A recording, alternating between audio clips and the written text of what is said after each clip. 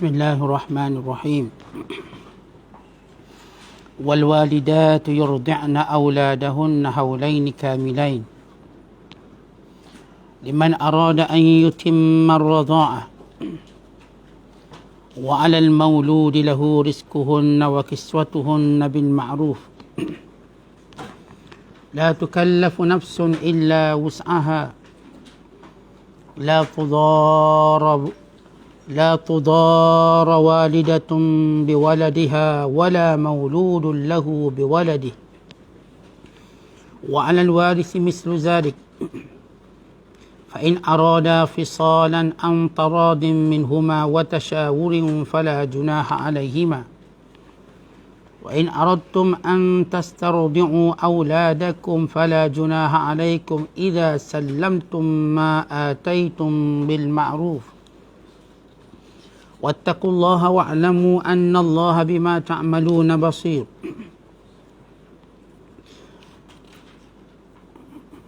والذين يتوفون منكم ويذرون أزواجا يتربصن بأنفسهن 4 أشهر وعشرا فإذا بلغن أجلهن فلا جناح عليكم فيما فعلن في أنفسهن بالمعروف والله بما تعملون خبير. Sadaqallahul azim. Dan ibu-ibu hendaklah menyusukan anak-anak mereka selama 2 tahun genap, iaitu bagi orang yang hendak menyempurnakan penyusuan itu. Dan kewajiban bapa pula ialah memberi makan dan pakaian kepada ibu itu menurut cara yang sepatutnya. Tidaklah diberatkan seseorang melainkan menurut kemampuannya. Janganlah menjadikan seorang ibu itu menderita kerana anaknya. Jangan juga menjadikan seorang bapa itu menderita kerana anaknya. Dan waris juga menanggung kewajiban yang tersebut jika si bapa tiada. Kemudian jika keduanya, suami isteri mahu menghentikan penyusuan itu dengan persetujuan yang telah dicapai oleh mereka sesudah berunding, maka mereka berdua tidaklah salah melakukannya. Dan jika kamu hendak beri anak-anak kamu menyusu kepada orang lain, maka tidak ada salahnya bagi kamu bila kamu serahkan upah yang kamu mau beri itu dengan cara yang patut. Dan bertakwalah kamu kepada Allah, serta ketahuilah sesungguhnya Allah sentiasa melihat akan apa jua yang kamu lakukan. Dan orang-orang yang meninggal dunia di antara kamu, sedang mereka meninggalkan isteri-isteri, hendaklah isteri-isteri itu menahan diri mereka beriddah selama 4 bulan 10 hari. Kemudian apabila telah habis masa iddahnya itu, maka tidak ada salahnya bagi kamu mengenai apa yang dilakukan mereka pada dirinya menurut cara yang baik yang diluruskan oleh syarak. Dan ingatlah, Allah sentiasa mengetahui dengan mendalam akan apa jua yang kamu lakukan. Masih lagi persoalan yang berkait dengan perkahwinan, yang berkait dengan rumah tangga. Bermula ayat 233 sehingga ayat 234. Masih lagi Allah Subhanahu Wa Taala menjelaskan, menerangkan hukum hakam yang berkait dengan rumah tangga, perkahwinan. Kalau sebelum ini kita bicarakan tentang cerai, bagaimana hukum hakam cerai. Bila berlakunya penceraian, pasti ada natijahnya. Antara natijah atau kesan penceraian yang paling dijaga oleh Islam ialah anak-anak.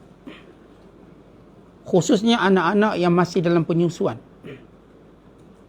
Kerana ketergantungan bukan sekadar dari sudut kebaikan kelebihan susu ibunya, bahkan dari sudut naluri seorang ibu dan naluri seorang anak. Demikian juga naluri seorang ayah. Kerana bila ibu ayah atau suami isteri berhubungan dengan anak-anak yang kecil, sentimen mereka cukup tinggi. Maka Allah Ta'ala menyebut wal walidat, dan ibu-ibu. Di sini tidak disebut perkataan isteri-isteri. Walau kita bercakap tentang penceraian. Kerana Allah Ta'ala memanggil dengan panggilan yang menunjukkan tanggungjawab. Wal walidat, dan ibu-ibu. Yurdi'na, menyusukan auladahun, anak-anak mereka. Dinisbahkan anak ini kepada ibu, walaupun dari sudut bin kepada ayah. Nisbah di sini ialah nisbah dari sudut kecenderungan kasih sayang dan dari sudut kemuliaan kedudukan ibu berbanding kedudukan seorang ayah pada nisbah anaknya. Maka bila mana Allah Ta'ala menyatakan ibu-ibu menyusukan anak-anak mereka haulain 2 tahun. Allah Ta'ala tidak cukup menyebut perkataan 2 tahun yang mungkin kita dah faham. Tapi mungkin kita faham salah. Mungkin kita faham 2 tahun, 4 bulan, 5 bulan, 6 bulan. Maka Allah datangkan dengan kalimah kamilain yang sempurna. 2 tahun yang sempurna. Maka tidak disebut 2 tahun sahaja, stop kat situ.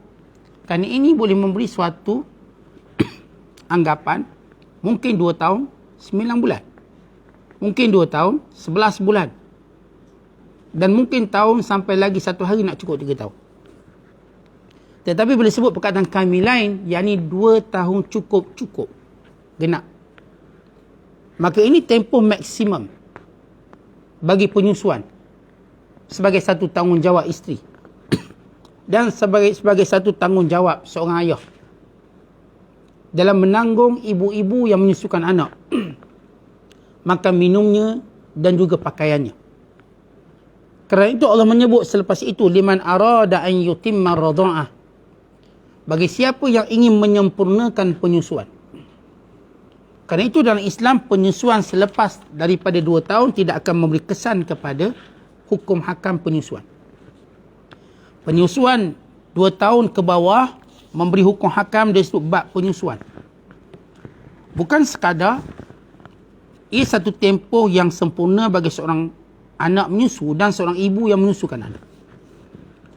Dan ia juga menunjukkan tentang kelebihan susu pada tempoh itu. Kelebihan susu pada tempoh 2 tahun. Dan juga menunjukkan betapa ibu perlu mempunyai masa selama itu bagi mendampingi seorang anaknya. 2 tahun dalam penyusuannya. Dan 2 tahun ini juga adalah satu tempoh yang menjadi tanggungjawab suami atau bekas suami. Kalau ayat sebelum itu kita bercakap tentang penceraian, maka bekas suami masih bertanggungjawab dengan bekas isterinya disebabkan ada anak yang disusunya. Maka mesti terus dia memberikan kepada isteri, bekas isteri yang menyusukan anaknya, makan minum yang cukup untuk dia menyusukan anak serta pakaiannya. Maka ini tanggungjawab. Walaupun secara umum kita tahu tanggungjawab nafkah suami terhenti dengan penceraian dan terhenti dengan iddahnya. Jadi selagi mana dia berada dalam iddah raj'i, maka wajib nafkah. Namun ada satu pengecualian. Bila mana isteri yang diceraikan ini punya anak yang masih menyusu. Dan tempohnya 2 tahun paling panjang. Walaupun iddah dia tak sampai 2 tahun, iddah 3 kali suci. Atau kita katakan mengikut tempoh-tempoh yang telah kita jelaskan sebelum ini. Jadi suami masih bertanggungjawab. Dan tempoh maksimumnya ialah 2 tahun. Bagi suami dan juga bagi bekas isterinya. Wa 'alal mauludi lahu rizquhun, dan kepada suami. Tetapi Allah menyebut perkataan wa 'alal mauludi lahu, dan yang dilahirkan untuknya, yakni ayah kepada anak. Kenapa disebut mauludi lahu dan yang dilahirkan untuknya? Kerana si ayah, sepakat si ayah melihat isteri atau wanita yang dahulu isterinya melahirkan anak untuknya, melahirkan zuriat untuknya. Kerana suami dia tak boleh mengandung. Tetapi suami menunggu isteri melahirkan anak daripada benihnya. Maka Allah menyebut wal maulud alal mauludi lahu, yang dilahirkan baginya, rizquhun, kewajiban memberi rezeki, memberi nafkah kepada isteri yang menyusukan anak. Kalau dia dalam hubungan perkahwinan, itu tak ada isu apa-apa sebab kewajiban nafkah asal yang ada. Ini kita cerita tentang wanita yang sudah diceraikan, tapi masih ada hubungan dengan anak yang masih disusukan. Maka ketika itu suami atau bekas suami wajib memberi rezeki kepada wanita-wanita yang menyusukan anaknya itu. Wa kiswatuhun, dan pakaian. Bil ma'ruf, dengan cara yang baik. Allah Ta'ala tak sebut satu kadar. Kerana kadar itu bersifat subjektif.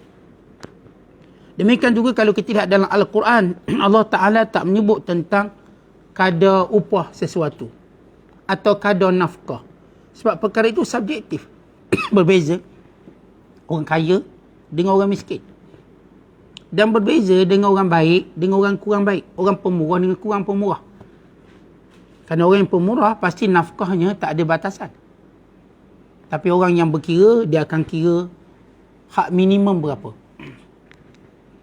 Dan ada yang kedekut lagi mungkin terus bertangguh-tangguh dan sebagainya. Kerana itu Allah menyebut bagi kaum suami dengan perkataan bil ma'ruf, dengan cara baik. Ia melambangkan nafkah ini, melambangkan baik dan buruk kamu. Dan nafkah ini menunjukkan sikap kamu tentang perkahwinan itu sendiri. Kerana itu bila ta'bir dengan perkataan ma'ruf, setiap orang melihat untuk melakukan yang terbaik yang mampu dilakukannya. Dan ayat ini menunjukkan tentang wajib nafkah seorang anak ke atas bapanya. Sehingga dalam peringkat menyusu lagi sudah pun ditentukan. Sampailah anak ini baligh atau sudah mampu bekerja. Kemudian Allah Ta'ala menjelaskan, la tukallafu nafsun illa wus'aha. Tidak ada orang yang boleh memudaratkan sesiapa. Si isteri, yakni bekas isteri, janganlah memudaratkan bekas suaminya. Suami jangan memberi mudarat kepada bekas isterinya. Maka kaedah yang Allah sebut, la tukallafu nafsun illa wus'aha. Seorang tidak akan dibebankan di luar daripada kemampuannya. Dari sudut tempoh menyusunya, dari sudut bayaran penyusuannya, dari sudut tanggungan penyusuannya, tanggungan nafkah anaknya. Maka kaedah Islam dalam bab rumah tangga dan hal lain, ini satu kaedah penting, iaitu at-taklif bima yutaq. Taklif ataupun tanggungjawab mengikut kemampuan. Bukan ada satu paksaan. Mengikut kemampuan. Khususnya keuangan. Itu asasnya. Kemudian Allah menyebut, la tudara walidatum biwaladiha. Tidak boleh isteri itu diberi mudarat disebabkan anaknya. Yakni dengan cara dipisahkan, tidak dibenarkan disusukan. Ya, kadang-kadang bila berlaku perceraian, mereka lupa naluri seorang ibu dan naluri seorang ayah. Kadang-kadang bekas suami menang, colek anak bawa lari. Bukan dekat-dekat bawa lari, no, tu pergi ke Zimbabwe. Dah bini rasa putus jantung, anak dipisahkan. Kadang-kadang bekas isteri pula yang power. Dia bawa lari anak dia no, sampai ke Eskimo. Baru sampai Kutub Utara. Lari. Islam ajar, wahai suami isteri yang bercerai, kalau kita perhatikan hukum hakam rumah tangga, Allah menyebut perkataan fattaqullah, wattaqullah, takwalah pada Allah, takutlah pada Allah. Kerana siapa pun dalam rumah tangga dia menzalimi pasangan masing-masing, pasti akan kena akibat dia. Cepat atau lambat dia akan kena. Kerana itu rumah tangga ini persaingan untuk kita buat baik, bukan persaingan tunjuk siapa samsing, siapa jahat.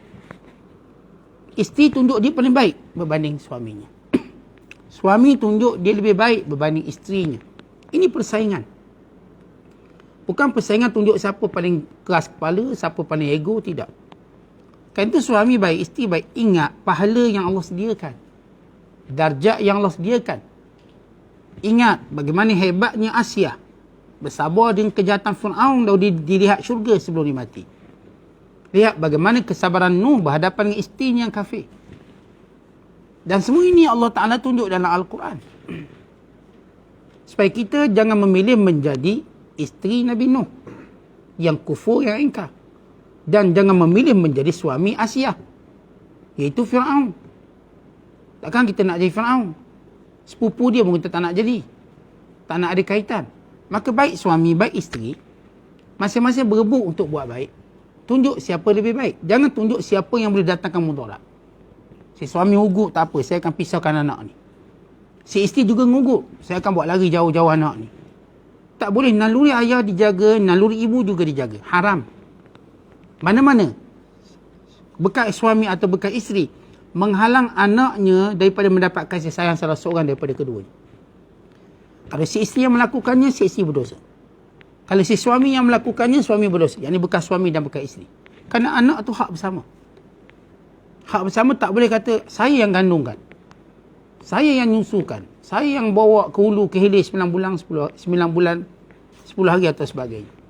Si suami kata, dia daripada benih saya, daripada usaha saya dan sekian-sekian. Tak, ini adalah kerjasama. Tidak patut perbalahan itu menafikan hak bersama. Sebab itu Allah sentiasa ingatkan kita, berbalah macam mana pun. Tetapi kalau masih ada hak orang lain, maka beri hak dia. Walaupun berbalah, kita orang Islam bergaduh Yahudi. Tapi kita tetap beri hak kepada orang Yahudi. Kalau dia ada hak, ya silakan. Kita bergaduh dengan orang kafir. Tapi kalau ada hak dia, kita berikan. Hatta ketika mana orang kafir menjadi tawanan, dia ada hak untuk dilayan dengan baik. Islam layan dengan baik. Begitu Islam mengajar kepada kita untuk melaksanakan sesuatu berdasarkan hukum hakam, bukan berdasarkan emosi dan sentimen. Kemudian Allah Ta'ala menyebut, wala mauludun lahu biwaladi, dan tidak boleh juga diberi mudarat kepada ayah pada anak tersebut. Dimulakan dengan ibu. Jangan beri mudarat pada ibu dengan menghalang dia menyusu.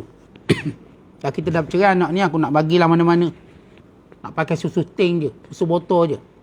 Tak payah susu ibu, simak pula. Saya nak nyusukan ni. Ni anak saya, dia patut minum susu saya. Dan dia juga memberi mudarat kepada wanita bila tak keluarkan air susu, membengkak dan sebagainya. Maka si isteri kena, atau bekas isteri perlu susukan anak. Bukan sekadar kerana naluri ibu, kerana kebaikan susu, juga kerana kebaikan bagi si ibu. Maka si ayah kena faham. Allah mulakan dengan ibu tu, jangan diberi mudarat kepadanya, jangan dipisahkan anak. Hak penyusuan. Dan Allah ingatkan juga si ibu dan wali-wali si ibu, jangan memberi mudarat kepada ayahnya dengan menghalang bertemu, berjumpa. Tak bagi, itu anak dia. Sebab itu kita mak-mak mentua, mak-mak mentua ni waris-waris kepada menantu-menantu ini perlu tahu hukum hakam ini. Bila kita jadi mak mentua, kita banyak menyebelahi dengan cara yang batil. Halang bekas menantu tengok anak. Tak kira menantu perempuan, menantu lelaki, kita salah. Allah Ta'ala menyatakan, wala ta'awanu 'alal ismi wal 'udwan. Wala ta'awanu 'alal ismi wal 'udwan. Jangan tolong-menolong dalam perkara dosa dan permusuhan. Jadi kalau dah bercerai anak-anak kita misal katanya, maka kita kena lebih matang. Anak yang ada, cucu kita tu hak bersama. Hak belah sana pun ada, hak belah sini pun ada. Jangan atuk ni lebih garang, atuk ni halang. Jangan dijumpa. Sana pula garang. Masing-masing buat macam tu. Tentang rumah tangga bukanlah peperangan. Sebab itu hukum hakam cerai berai ni Allah sebut dalam Quran. Supaya orang tahu Allah beri perhatian khusus tentang penceraian. Jangan buat lebih kurang.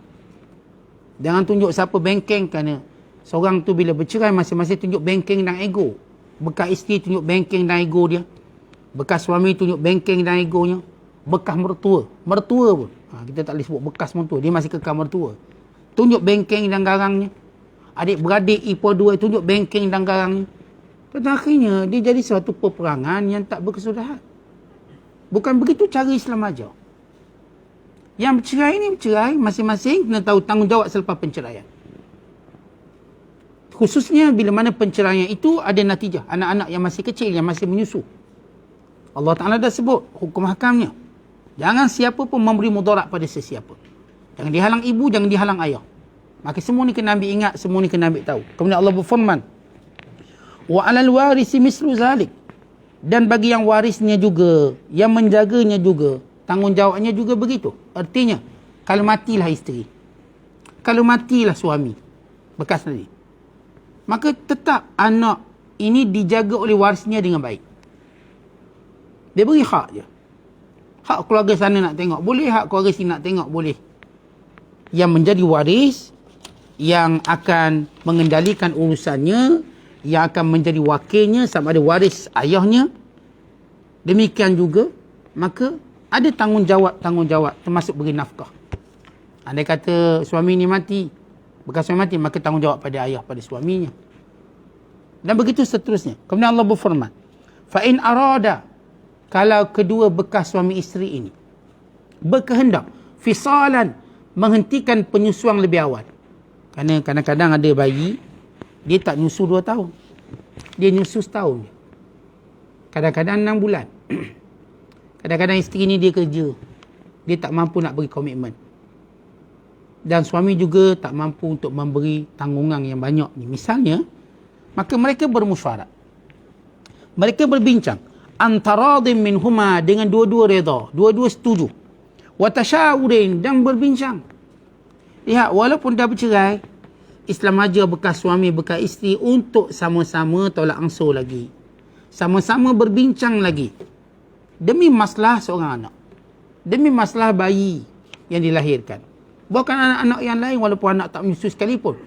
Mesti antara suami isteri ni ada tasyawur. Bekas suami isteri ada tasyawur.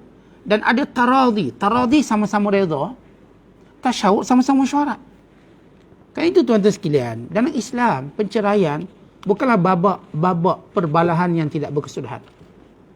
Tapi ialah satu babak perdamaian. Episod-episod kedamaian. Melupakan perkara yang pahit, membuang yang keruh, mengambil yang jernih. Memperbaiki kembali. Bukan terus untuk menyalakan bara yang sudah pun menyala. Bukan terus menjadikan luka terus bernanah. Tapi ia mesti disembuhkan dengan cara, dengan akhlak, dengan kita katakan hukum syariat. Sebab itu Allah ajar. Bekas suami, bekas isteri mesyuarat. Kalau kamu nak pendekkan tempoh penyusuan jadi 1.5 tahun ke 6 bulan, 7 bulan. Masing-masing ada kepentingan, komitmen masing-masing. Kata Allah Ta'ala, fala junaha alaihima, tidak salah. Walaupun Allah sebut 2 tahun penyusuan sempurna. Tapi kalau nak dipendekkan, atas reda, meredai dan mesyuarat. Dia tak boleh keputusan seorang. Ia keputusan mesyuarat, perbincangan. Dan reda meredai. Wa in aradtum an tastawdi'u auladakum fala junaha alaikum iza sallamtum ma ataitum bil ma'ruf. Baik, kalau sekiranya isteri kamu tidak mau menyusukan anak. Okey. Atau kamu tidak mau menyuruh isteri kamu menyusukan anak kerana kos yang tinggi yang diminta. Sangat ni. Isteri macam balas dendam pula. Saya nak banyak ni, banyak ni. Tidak, saya tak nak nyusu. Maka tidak salah bagi kamu mencari wanita susuan. Tak salah mencari ibu, kita panggil ibu susuan. Yang kamu boleh bayar upah pada dia. Sebab itu dalam sejak zaman jahiliah lagi sampailah zaman Islam, sudah menjadi budaya ibu susuan yang mengambil upah. Artinya dia jadi satu bisnes juga. Sebab itu bila kabilah Sa'ad, kabilah Bakar datang ke Mekah, mereka bila kampung mereka kemarau, income tak banyak, maka cara mereka cari income ialah mencari anak-anak untuk disusukan. Lalu mereka datang ke Mekah, masing-masing bawa balik anak. Sehingga Halimatus Sa'diyah membawa balik Nabi Muhammad SAW untuk disusukan. Walaupun Halimah Sa'diyah tahu risiko sebab dia mengambil anak yatim. Bila ambil anak yatim, upahnya tak banyak. Upah tak banyak sebab tanggungjawab atuk dia tak jadi macam tanggungjawab ayah. Walaupun itu tanggungjawab, tapi tak macam tu. Tetapi beliau pasrah. Walau tahu ni, tetapi waktu melihat wajah Nabi SAW jatuh cinta. Dan mula Halimatus Sa'diyah melihat keberkatan-keberkatannya. Kenderaan yang dinaikinya asalnya lambat, tiba-tiba dia menjadi laju. Dan bila pulang ke kampung, tiba-tiba hujan kembali turun, menghilangkan kemarau. Lalu kambingnya membiak banyak. Maka ini kebaikan-kebaikan keberkatan.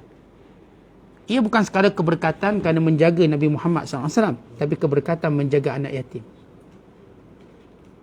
Secara umum, secara khusus, keberkatan menjaga baginda SAW.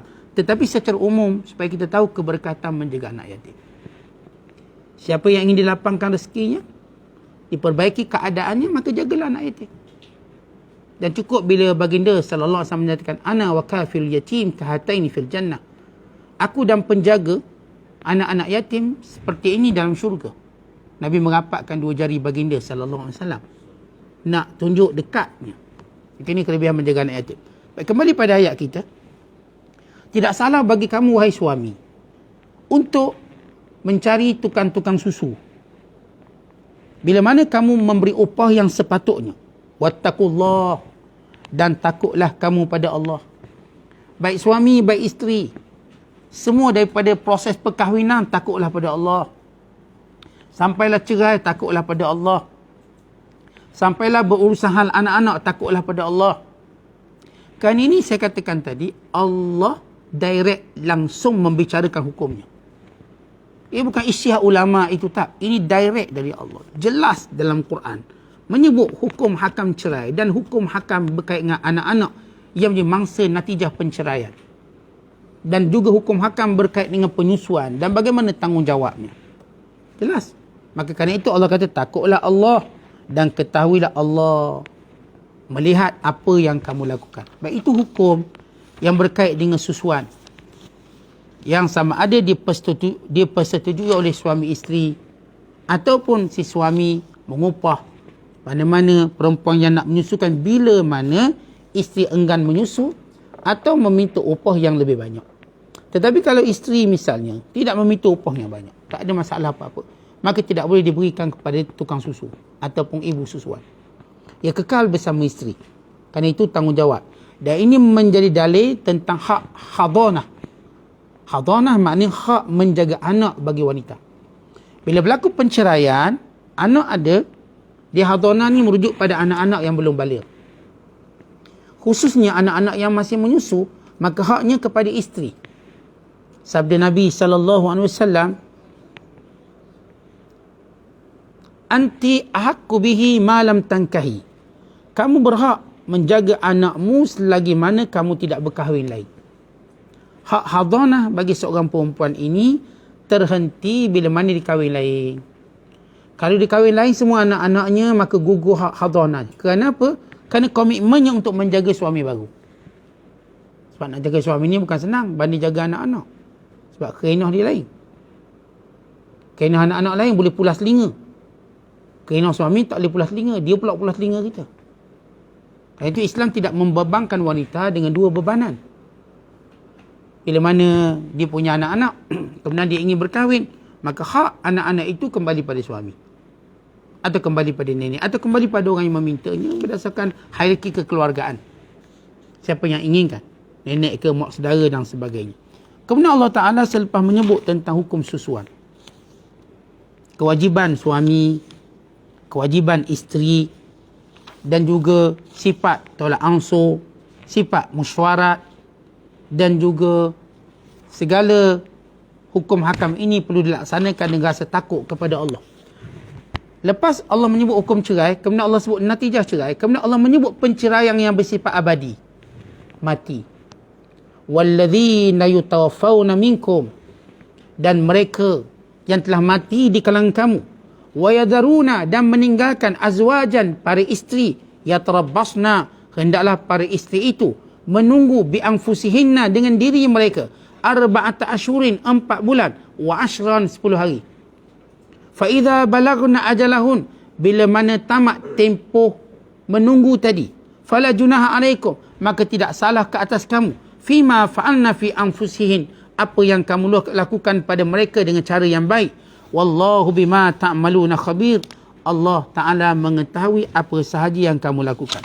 Baik, dalam ayat ini pula, bila mana Allah Subhanahu Wa Ta'ala menyebut, kalau kita pergi daripada awal, Allah menyebut tentang perkahwinan, kemudian Allah Ta'ala menyebut tentang penceraian, bilangan penceraian, Allah menyebut tentang khulung, Allah menyebut tentang orang bercerai talak 3 bagaimana, kemudian Allah Ta'ala menyebut tentang hukum susuan, kemudian Allah menyebut tentang penceraian kembali. Kali ini penceraian disebabkan mati, yang tak boleh dielakkan oleh sesiapa pun, akan bercerai. Tuan-tuan, kenapakah disebut atas dunia ni, tuan-tuan sekalian, semua dianggap bercerai, melainkan Nabi Muhammad sallallahu alaihi wasallam bila mana mati.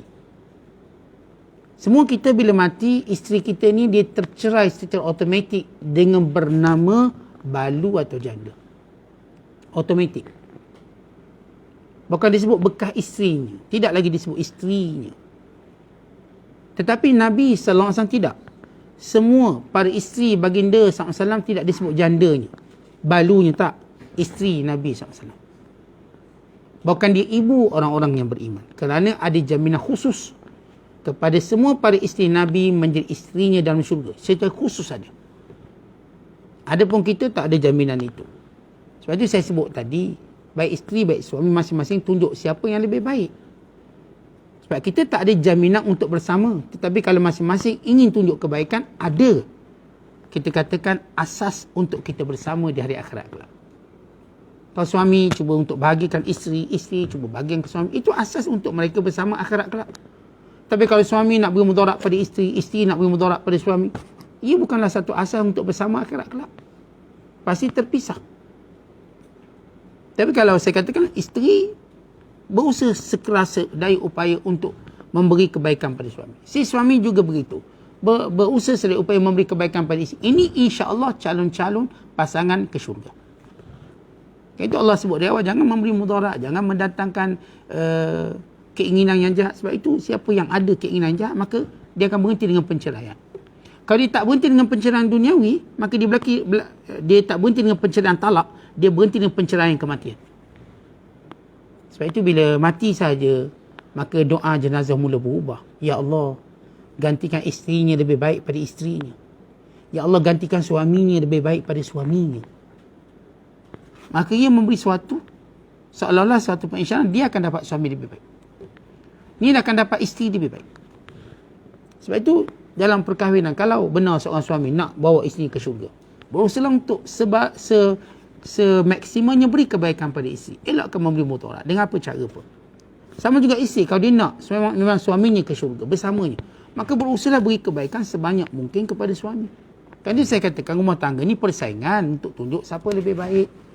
Untuk tunjuk siapa yang lebih memberi kebaikan.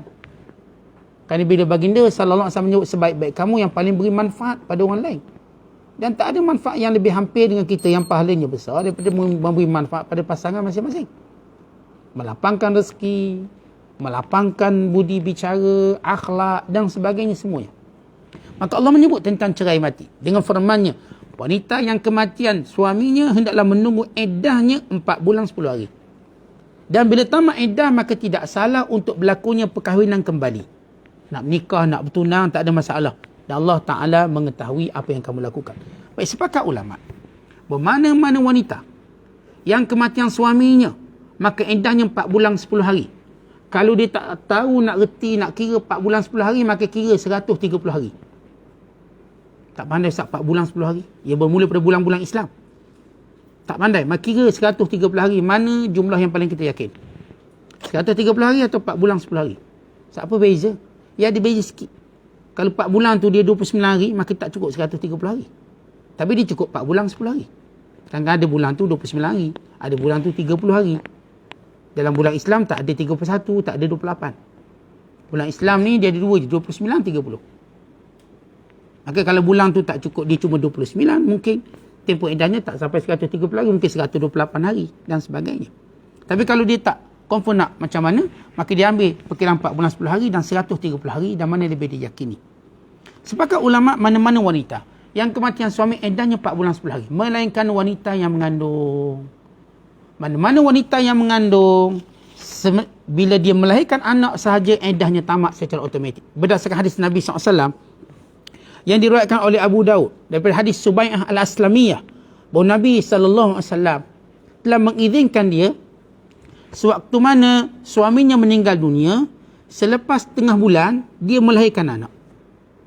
Artinya suaminya meninggal misalnya 1 Mac, 16 hari bulan lepas 15 hari itu, ataupun 1 Syakban, 16 Syakban dia melahirkan anak. Maka dalam tempoh itu dia berkahwin. Baik, apakah wanita ini waktu dia melahirkan anak terus boleh kahwin? Atau dia kena tunggu nifas dulu? Jawapan terus boleh kahwin. Cuma untuk bersama tak boleh lagi lah. Sebab dia berada nifas. Dia nak tunggu nifas mungkin 40 hari, mungkin 60 hari. Mungkin nifasnya sebentar, sekejap, berdasarkan kepada keadaan dirinya. Tapi boleh terus berkahwin, cuma dia tidak boleh bersama kan dalam tempoh darah nifas tadi. Tapi dah boleh kahwin, tak ada masalah, sudah halal. Wanita yang lain pada tu, maka eddahnya 4 bulan 10 hari. Melainkan juga wanita yang diceraikan talak 3. Mana-mana wanita diceraikan talak 3, maka dia ambil eddah 4 bulan 10 hari. Tapi wanita yang diceraikan talak 1 atau talak 2 dalam tempoh rujuk, tiba di mati, dia akan bereddah 4 bulan 10 hari. Mana-mana wanita yang talak 1, talak 2, dia masih lagi bernama isteri. Kalau suami dia mati, eddahnya 4 bulan 10 hari. Selagi mana eddahnya masih dalam keadaan rujuk, boleh dirujuk. Ini hukum umum tentang wanita-wanita yang bereddah. Dan kita kena tahu kenapa perlu eddah, bara'atul rahim, supaya suci rahimnya daripada sebarang benih lelaki atau benih bekas suaminya dahulu. Suci terus. Ada pun orang mengandung, bila dia beranak memang suci terus, pembersihan berlaku. Yang tidak mengandung, walaupun dia tak mungkin mengandung lagi, katakan, Ustaz, ni mak saya umur 80 tahun nak suci rahim apa benda, Ustaz?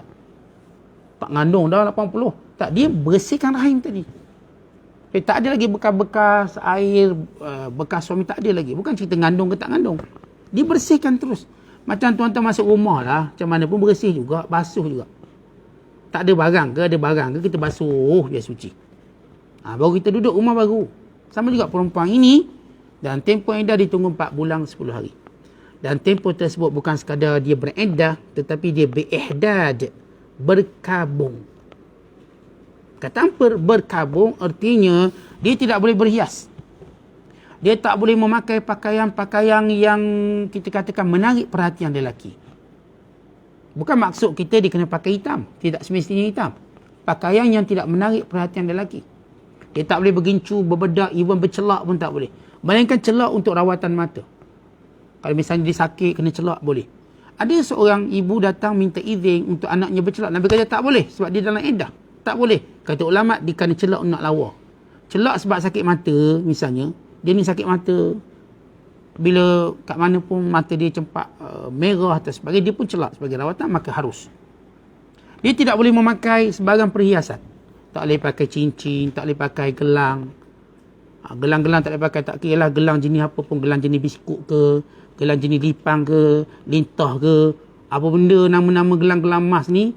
Atau nak pakai cincin durian ke, bunga durian, cincin bunga kantan, semua tak boleh hiasan, dia gugurkan. Kerana yang berhias ini punya kecenderungan untuk berkahwin. Buang semua kecenderungan tadi. Yang kedua, dia tidak boleh berwangian, melainkan kalau dia baru sudah berhaid, lalu dia pemandi wajib, dia boleh berwangian di tempat itu saja, tempat keluar dari haid. Itu disunahkan. Dan ketiga, dia tak boleh keluar rumah. Tak boleh keluar rumah melainkan urusan penting. Misalnya dia, kalaulah dia bekerja, maka dia boleh pergi kerja. Tapi tak boleh lepas tu melewar sana, melewar sini, berjalan sana, tak boleh. Dia tak boleh ziarah orang. Dia tak boleh tengok orang sakit. Dia tak boleh tengok orang mati. Dia tak boleh ikut rombongan meminang. Tak boleh ikut rombongan berkahwin. Tak boleh ikut rombongan kelang kawi. Tak boleh. Apa nama-nama rombongan, siapa pun anjur, tak boleh. Ini persatuan ibu-ibu emas, ibu-ibu tunggal. Ini persatuan, tak boleh. Kan dalam iddah wajib ya tarabbas, perkataan tarabbus, tunggu situ, jangan bergerak. Sebagai satu ibadat, sebagai satu ketaatan, sebagai satu perintah Allah, tunggu, jangan bergerak. Maka wanita kena bersabar dalam tempoh tersebut. Ini ujian Allah kepada kaum wanita. Ustaz, kenapa suami tak ada iddah 4 bulan 10 hari, Ustaz? Kubur kita merah, dia dah cari ganti, Ustaz. Laki lain, perempuan lain, setiap keadaan ada hukum hakamnya. Sebab tu laki tak pakai tudung, sebab dia lain. Kalau sama, laki kena pakai tudung jugalah sebab sama. 4 bulan 10 hari. Dan laki pun boleh pakai emas. Jadi tak ada harapan lah kita nak pakai emas. Laki pun disibuk beli emas. Dia tak boleh pakai emas. Kita boleh pakai emas. Jadi memang ada perbezaan. Dan kita tahu setiap benda memang ada hukum perbezaannya pada semua benda. Ini hukum fizik yang memang menjadi suatu sunnatullah pada semua objek atas dunia. Dia masing-masing ada hukum fizik dia. Tak boleh kita nak lawan. Macam tu cara dia. Ta'abudi dia panggil. Maka terus menunggu 4 bulan 10 hari. Dalam tempoh tersebut tak boleh keluar. Ustaz, kalau dia ni nak sembang-sembang kawan boleh tak Ustaz kejap? Dia ni lah duk boring. Dia ni pula, kalau jenis anak ramai tak apa, anak-anak dia berkampung kat rumah. Jenis anak tak ada Ustaz. Boleh tak nak pergi rumah jiran sebelah sembang-sembang? Boleh, tapi dia kena balik tidur kat rumah dia. Kalau dia rasa kesunyian betul nak pergi sembang, nak pergi nak keluar sekejap untuk pergi rumah kawan dia sekejap atau rumah saudara dia sekejap bercakap, tapi dia kena pulang balik ke rumah dia. Dia tak boleh tidur dengan orang lain. Allahumma illa melainkan kalau rumah tu dia takut. Ustaz, saya takut, saya fobia, teringat suami Ustaz. Teringat suami dia, kadang-kadang dia ingatan dia kuat sangat. Dia nampak macam suami dia datang, jadi takut pula. Malam-malam nampak macam suami dia minta air kopi secawan. Oh, dia mari. Naik bulu roma. Kita yang belum mati suami isteri pun dah naik bulu roma. Ish, Ustaz ni takut sangat ni. Kita pula jenis penakut. Bukan jenis penakut biasa-biasa, penakut teruk. Kalau kita boleh takut biasa-biasa, okey. Dan kalau saya katakan anak-anak dia faham, anak dia pakat bertandang rumah dia lah. Tapi jenis anak pun tak faham. Anak pun sibuk. Macam mana Ustaz, saya takut ni? Boleh tak saya nak berendah di tempat lain?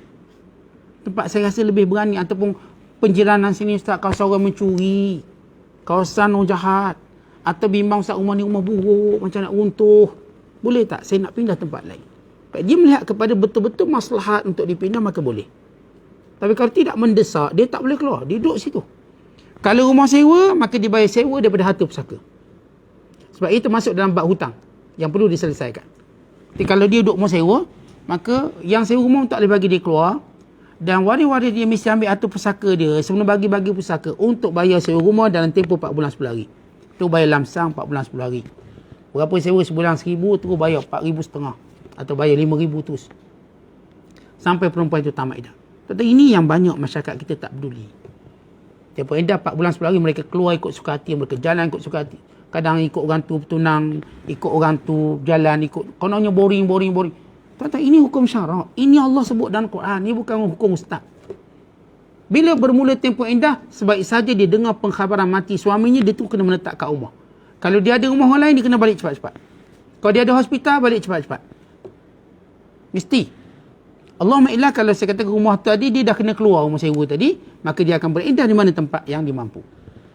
Duduk di situ. Mereka ada mudarat-mudarat tertentu seperti dia sakit, tak ada orang jaga dia. Sakit, dah tua dah, tak ada orang jaga atau ada sakit tertentu. Dan anak dia pula tak boleh nak pergi rumah dia kerana anak dia ada kerja kami, maka boleh dipindahkan ke tempat tersebut. Tapi tak boleh macam sana, sini, sana, tak boleh. 4 bulan 10 hari mesti menetap. Dia tak boleh bergerak suka hati dia. So, ini tempoh hukum iddah yang memang Allah jelaskan dalam Al-Quran.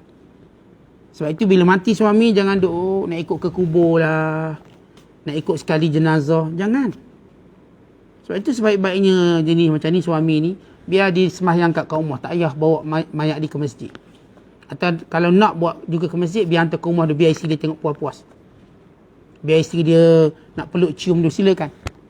Jangan terus hospital, tunggu ke masjid, nanti mungkin meroyang isteri dia ni. Sebab nak tengok juga kali tak akhir. Masih hidup tak nak tengok. Bila mati tu nak tengok juga nak tengok.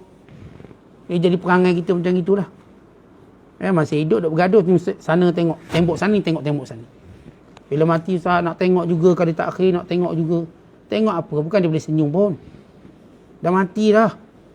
Sebaiknya kita segerakan, tapi nak tengok. Kerana itu kita nasihatkan bagian penulisan jenazah, bawa lah rumah isteri dulu. Lepas harap dia. Dah rasa macam tak puas, tanam sekali kat kubur.